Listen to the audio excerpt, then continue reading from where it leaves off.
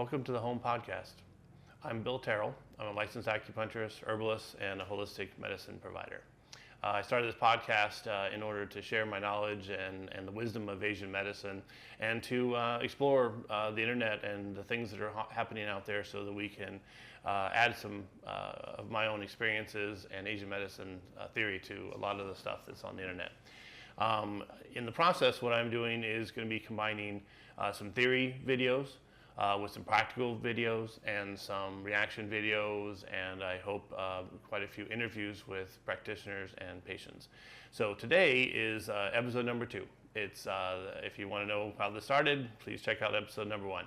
But episode number 2 is based on the most important concept of Asian culture that affects us on a daily basis, moment-to-moment basis actually, and that's the concept of yin and yang.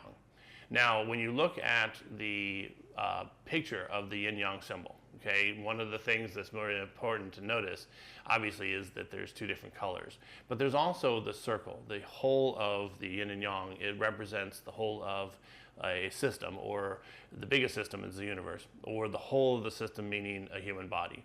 So inside of that, you have 2 polar opposite energies, 2 polar opposite phenomenon that are always playing off of each other. And that actually is represented by the swirl of the black and the white.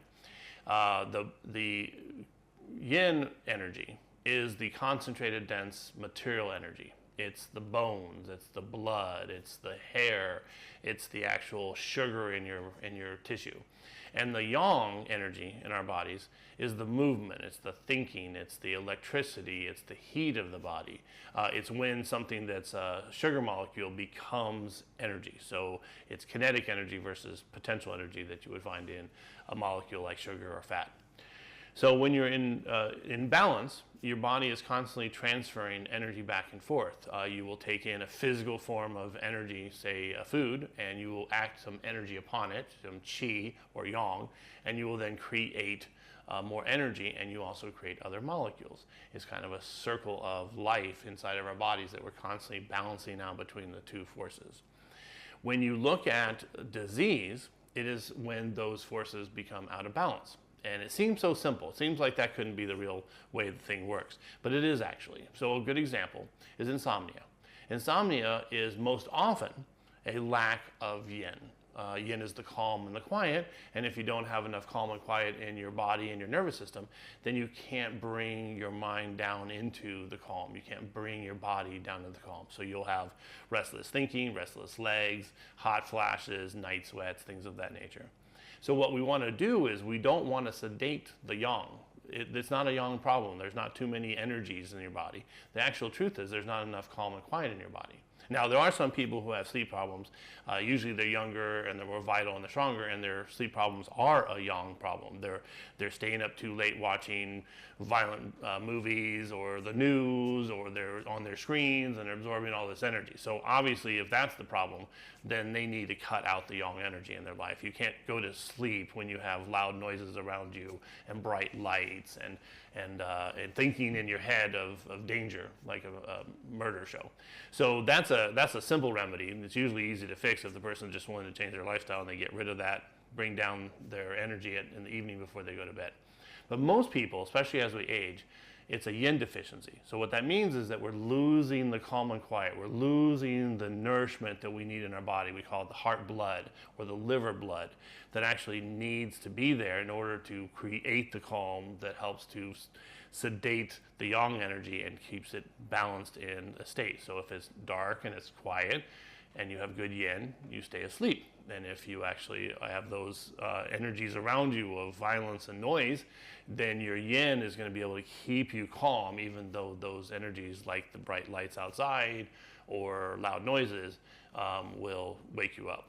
So if you notice, when you have little kids, and actually many healthy animals, they just sleep like rock, right? Once they're in an environment or they're tired, they just fall asleep and they have nothing that wakes them up. And the reason is that their yin is very strong. They're still young, they're still vital, and they have all that yin. So as we age and we lose our yin and we want to replenish it, the first thing we want to do on an emotional, spiritual, mental level is we need to increase the yin in our lives. And increasing the yin of our lives is actually very easy to do if you change your habits. You need to increase your meditation, focusing on calm quiet. You want to increase the quiet around your household, or you might want to play some music that's very subtle. If you can hear in the background of this video, there's some very subtle music playing that's very calming. You want to make sure that you take away those stimulating noises. You want to make sure you take away the bright lights, get the technology away from your bedroom. There's a lot of people who actually can't sleep when there's a lot of electricity running around their bed. So some people need to move their bed to a wall that doesn't have electric outlets, or far away from a computer or a cell phone. The other thing you need to do is to actually help process your yin by getting rid of all the excess yang thoughts. So a lot of us go to bed, and the first time we actually process the day is when we lay down on the pillow. And we lay down on the pillow and we start processing all the stresses and all the activities we have. That's the wrong time to do that. And what you're going to do is you're going to deplete the what little yin you have, trying to calm that down. So one of the rituals of most cultures is some sort of sleeping ritual. A lot of people, whether they pray or they meditate or they have some sort of colors or dimming lights and so forth. And those are all really important tricks. It's really common sense. If you actually think about it, you shouldn't be able to fall asleep when it's bright out, and you should really not want to be awake when it's dark out. I live in the Midwest in Iowa, and our winters are very long. There's long night times, there's short days. It can be very depressing, unless you actually appreciate that those extra long nights give you time to rest more. Not that you need to sleep 14 hours, but you can certainly have a quieter evening. You can have a more meditative morning, get yourself a good solid 8 to 9 hours of sleep, and you will be rejuvenated. And then when the converse happens in the summer, when the days are really long and the nights are short, you can actually skip on some of your sleep. You can actually have that extra energy you want because you stay in a circadian rhythm based on the seasons. So now on the other part of the yin, which is actually a kind of a simple remedy, but it's very commonly missed, is you need magnesium in your body in order to help calm and sedate your muscles and your nerves, and also honestly to use them in the daytime when you want to. So magnesium is not a sedating molecule, it's actually electrolyte. It's a mineral that actually is used by your body to conduct electricity and to conduct blood and movement of water. It actually also neutralizes acid in your body. And so anyway, most of us become magnesium deficient in modern life. We don't get enough in. We don't get any in our water, which we should get. All our water should have magnesium in it. And when we get to magnesium deficient, our body defaults to a hyperactive state because it's afraid that if we actually fall asleep and we're so depleted that we might not wake up if there's some sort of danger around. So when you actually start taking a healthy magnesium supplement, an absorbable magnesium supplement in the evening, you might find that you cure your sleep imbalances. You also tend to help calm the mind, and you have less anxiety. It also helps to moisturize the bowels, so you get less constipation. So that is a really good way mentally and emotionally of thinking about the yin in our bodies. The other place that we use yin is in the daytime to cool us, to keep us from stimulating ourselves and keep us from getting so manic and obsessive and ADHD because we need a calm focus when we're actually using our energy, our yang. Okay, so the other part, so then obviously the other energy in the body is the yang energy, and the yang energy is very, very popular in the modern life, right? It's action, it's movement, it's lots of thinking, it's lots of flashes, it's fast-moving cars, it's fast-moving movies. And so what we've done in our society is we've oversaturated ourselves with yang. Now, you would think then that everybody would have too much energy and we'd all be running around and we'd all be so productive. But the truth is, when you use too much of your yang, you actually get depleted in your yang. And one of that thing that shows up as is weight gain. When you overuse your metabolism, you don't get enough rest, you don't eat foods that have enough calories, then your body's metabolism slows down in order to save itself. And it also just doesn't have the spark of life that it needs, the energy that it needs, the yang it needs to actually warm you up and keep you lean. So now you'll see two types of people when it comes to that. You're going to see the people who are yang deficient, and they're very easy to spot. They're more tired, they're heavier, they tend to retain water, they have a sluggishness about them. And then you have the other people who are yang deficient who actually don't look that way. They're actually lean, they're tight, they're hard, they're dry. But what you notice is that they can't focus any of that energy. That energy is just basically being used to keep them tight and lean and hard, and there's none of that available for sharp thinking, for sharp movement, for creative processes. So even though those two people look very different, they actually have the same underlying yang deficiency. In fact, the irony is that the overweight person tends to feel warmer in the environment because they carry extra fat, and so what they do is they tend to let themselves get too cold, which depletes their yang further. And then they actually then become more overweight, which then makes them think that they have, with their fat, they're all warmer, but they're actually not. I tell people that are overweight to feel their outside of their body, and they're surprised at how often that they're actually physically cold. Or if you look at the internal body signs and you see that they're actually cold, they're excess yin. So then the thin person that has the yang deficiency, and they're all wiry, and they think that they're hot, they're actually not really hot. They're hot on the outside, but their insides are very cold. So what happens is they think they have all this extra heat. They don't need to wear socks, and they get to run around and drink a bunch of ice water. But every time they add that excess yin, that cold, that quiet, or sorry, the cold temperatures, and they let the heat out, they actually lose more yang. So then they become more tight and more hard. It's a constitutional thing in Chinese medicine that we have basically two types of constitutions, a yin constitution and a yang constitution. And when you actually have an imbalance, unfortunately, most of the time we go to the opposite side of our constitution. So a person that has a lot of energy, if they overuse all that energy, they get very sluggish. Then a person who has actually too much calm or has a lot of calm, when they get too much calm, they end up becoming manic. And it's a restless, wired, tired scenario. So, like I explained at the beginning, the yin and yang is actually a very important concept, but it actually has a lot to do with how the body works. Let me see, we got some definitions here. All right, so on a little bit more nerdy level, one of the important details about yin and yang is the organs that are more yin and the organs that are more yang. And in Chinese medicine, we have 12 organ systems. 6 of them are yin and 6 of them are yang, and they're actually in pairs. On this graphic, you can see them. You have the heart, and its pair is the small intestine. You have the lung, its pair is the large intestine. You have the spleen, its pair is the stomach. You have the liver, its pair is the gallbladder. You have the kidney, its pair is the urinary bladder. And then you have this very interesting combination at the bottom, pericardium and sanjiao, or triple warmer. Now, what we have with that, and it's very important detail, is that those means that when you have an organ system like the lungs, it's going to have a direct effect on the large intestine. And if you have a yin organ like the lungs, they get too moist and they get too damp from lots of foods that make them sticky and gooey and damp, like dairy products and sugar, and the lungs get cold from being out in cold drafts or outside.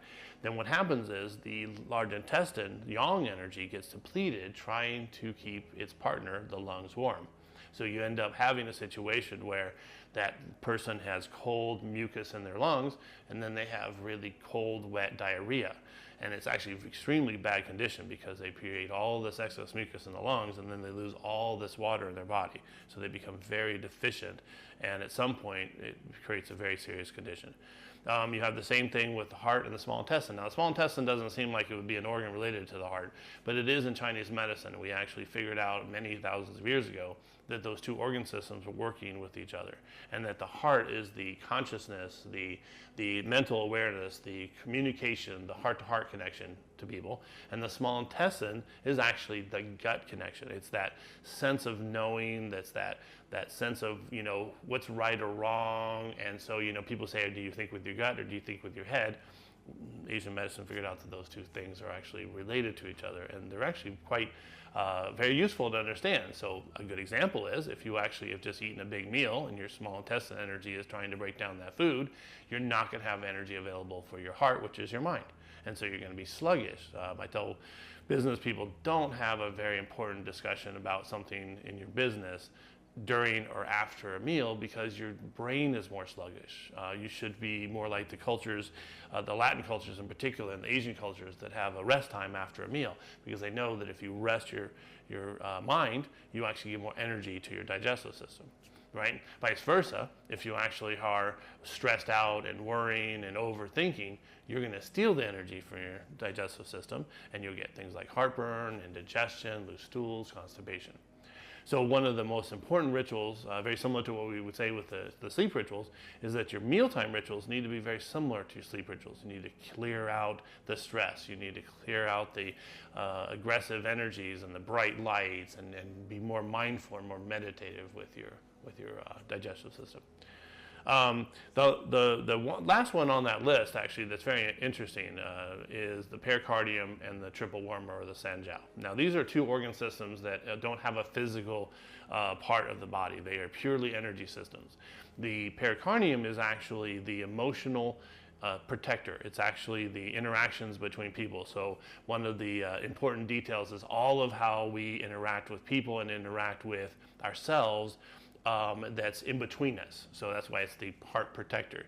So when you have a person that has a very kind heart and they're giving you lots of heart energy and they're giving you a lot of compassion, they nourish and support your pericardium energy. And when you have somebody that is cold or is vicious or passive aggressive, then they actually damage your pericardium energy. And when you have that happen, you get this mental, emotional, spiritual disconnect. You get, a lot of people who have depression have pericardium deficiencies because the world has taken away all of their good energy, has stolen all of their good heart energy and their mind energy.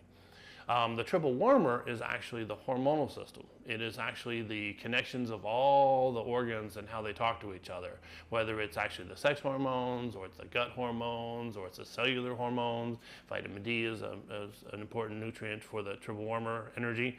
And when you have, for instance, a situation where you are under duress all the time, you're in fight or flight all the time, and you're using up all your hormones, you then deplete that hormonal balance, and you then become hard to interact with other people. You feel depressed or you feel anxious because you just don't have any energy in your pericardium to interact with those other human beings.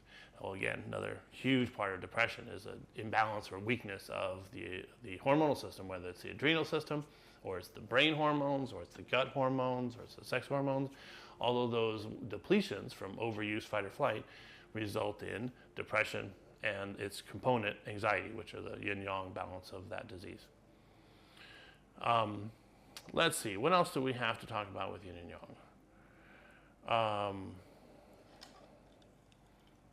Let's see. I think I covered a lot of the conditions that yin and yang result in. But one of the things I try to explain to people is this is all theory, right? But you need to be practical. You need to know for yourself, is something more yin or something more yang? Do I need to nourish my yin? Do I need to nourish my yang? So one of the things that's simple is you actually just pay attention to the basics. If you're hot, you probably have enough yang, and you probably are a little deficient in yin. If you're actually cold, you're probably a little deficient in yang, and you might have too much yin, or you might have the right amount of yin. So if you're cold, it makes a lot of sense to increase the heat in your life. If you're hot, it makes sense to increase the cooling in your life, right? The same thing with dryness. If you're dry, then you need more moisture. If you're dry, that means you're yin deficient. And if you actually have not enough moisture, you're going to get more yin deficient, which makes you more dry, and it's a vicious cycle. So I hope so far you've gotten a good idea of the concepts of yin and yang, and also the importance in our human body in our lives. In Asian medicine and philosophy, there's always these circles and interplays, whether something is pushing something out or taking something in. Digestive system, for instance, is an absorption of nutrients and energy. The elimination system, the large intestine and the urinary bladder, are a release or excrement of energy. So, and you have to have both. You got to bring food in, you got to get food out, right? Every animal and every plant on this planet needs to have nourishment in and waste out. Very big problem in the Western world with all our cloying foods and our sticky, gooey foods that create a lot of stasis, a lot of constipation, all of that excess mass, the sugar fat, as it's called, when you have too much sugar and you gain too much triglycerides in your body and you store it in your fat cells. That is a problem of taking in too much energy and not using that energy. It's one of the saddest things about the calorie counting model that went on for 40 years, where they thought that the less calories you took in, the more calories you burned, the less calories you stored. And they never really thought about the real world, where if you actually take in less calories, less energy, your body's going to slow down because it's trying to stay alive. And that if you actually overuse your calories, you burn off all of those calories, your body is going to become insatiable and it's going to think that, well, you're always burning off your calories, so I better store them up. So the irony is, not eating enough food leads to overweight, and over-exercising leads to overweight. And that's what the doctors were telling us for 40 years. And look at the obesity epidemic in America.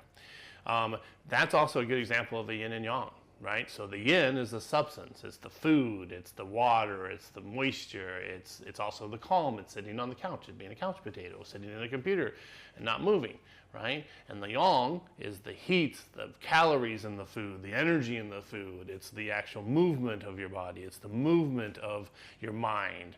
And if you don't have that in balance, then you end up throwing off your system. And everybody has a different constitution. So you can have two people that work on the same job, they eat the same foods, they have the same little bit of rest, and you're gonna have one person that gains a lot of weight with that situation, and you have another person who becomes very, very thin with that situation. So you have to understand, and I will talk to you in other episodes at length about constitutions, because they're actually one of the most important things that Asian medicine understands.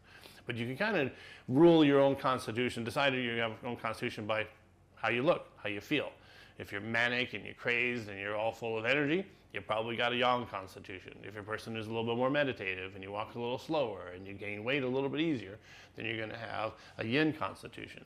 And when you actually balance those constitutions with the nutrition and their activities, in other words, a yang person has to find more yin in their lives. They got to meditate more. They got to moisturize their body more. They have to eat foods that have a denser calorie content. And then you have your yin people who need more energy, and they need more heat, they need more motivation. They need a personal trainer to get moving so that they can actually be fit and firm. They need to do more weight training so that's more testosterone or yang driven. And so when you know those simple things about yin and yang, you can actually translate it into behaviors. And in fact, it's very simple, because if you actually are wired all the time, you probably need more calm. And if you're sedate and you're heavy and you're depressed, you need more energy. And when you actually find that balance, you'll actually notice that you feel better, and then you try to continue that until you find more balance. And there is actually a lot of people in my practice who, over the course of months and years and decades, find balance by balancing out that simple concept that they need more exercise, they need less exercise, they need more moisture, and they need less moisture. Now, one last note that's very important. I will do a little mini podcast about this one, because I think it's probably one of the most important things I can tell you, is we need to create fluid in our bodies when we drink. Okay, this is a simple concept. If you're dehydrated, you need to rehydrate. Now, we've been told for a long time that water is the best hydrating agent because it's pure water, and we're 70-something% water, and we need this amount of ounces of water every day based on our weight. Unfortunately, that's all BS, and they've never actually been shown in any study to be right. What they actually don't realize is that Mother Nature doesn't have pure water. Not even rainwater is pure water. And that all of the animals and plants grew up and exposed to lots of minerals and a lot of nutrients in the fluids that they were exposed to. So if you went back in time to when we could drink from streams and we drank from wells and drank from springs, you would notice that there's lots of nutrition in there. There's actually phytoplankton and algae, which is green, and it's actually some really good sources of energy and micronutrients. You have your minerals. Water, natural water, always has lots of minerals, specifically calcium and magnesium, but it also has a lot of micronutrients. And also, it's pH balance. It's actually moving water that is actually bouncing and moving around, and it actually creates this incredible energy of hydration. So when you actually go and you buy a bottle of bottled water, theoretically it's all pure. Most of them are probably just tap water that they're lying to you about. But anyway, let's say it's a really good company and they have pure water in there. The first thing it does is it leaches the plastics from the pure plastic bottle that's in there. So now it's actually not pure water anymore, it's plastic water. And I've tried to get people off of those bottles every time I see one.